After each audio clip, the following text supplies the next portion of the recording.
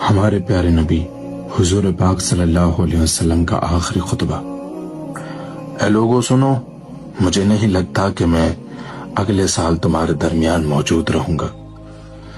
میری باتوں کو بہت غور سے سنو اور ان کو ان لوگوں تک پہنچاؤ جو یہاں نہیں پہنچ سکے۔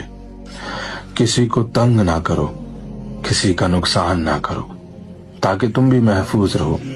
یاد رکھو تمہیں اللہ سے ملنا ہے اور اللہ تعالیٰ تم سے تمہارے اعمال کے بارے میں سوال کرے گا۔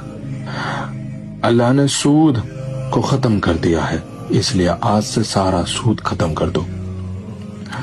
تم عورتوں پر حق رکھتے ہو اور وہ بھی تم پر حق رکھتی ہیں۔ جب وہ اپنے حقوق پورا کر رہی ہیں تو تم بھی ان کی ساری ذمہ داریاں پوری کرو۔ عورتوں کے بارے میں نرمی کا رویہ اختیار کرو، کیونکہ وہ تمہاری شریک حیات اور بے لوث خدمت گزار ہیں۔ ابھی زنا کے قریب مت جانا۔ لوگوں میری بات غور سے سنو، صرف اللہ کی عبادت کرو، 5 فرض نمازیں پوری کرو، رمضان کے روزے رکھو، زکوٰۃ ادا کرتے رہو، اگر استطاعت ہو تو حج کرو۔ ہر مسلمان دوسرے مسلمان کا بھائی ہے۔ تم سب اللہ کی نظر میں برابر ہو، برتری صرف تقوی کی وجہ سے ہے۔ یاد رکھو تم سب کو ایک دن اللہ کے سامنے اپنے اعمال کا جواب دہی کے لیے حاضر ہونا ہے۔ خبردار رہو، میرے بعد گمراہ نہ ہو جانا۔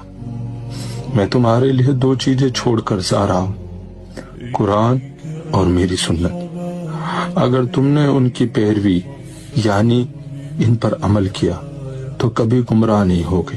یاد رکھنا میرے بعد کوئی نبی نہیں آنے والا اور نہ ہی کوئی دین لایا جائے گا۔ میری باتیں اچھی طرح سمجھ لو۔ سنو تم لوگ جو موجود ہو، اس بات کو اگلے لوگوں تک پہنچانا اور وہ اس بات کو اگلے لوگوں تک پہنچائیں، اور یہ ممکن ہے کہ بعد والے میری بات کو پہلے والوں سے زیادہ بہتر سمجھ کر عمل کر سکیں۔ پھر آپ نے آسمان کی طرف اپنا مبارک چہرہ اٹھایا اور کہا، اے اللہ گواہ رہنا، میں نے تیرا پیغام تیرے بندوں تک پہنچا دی۔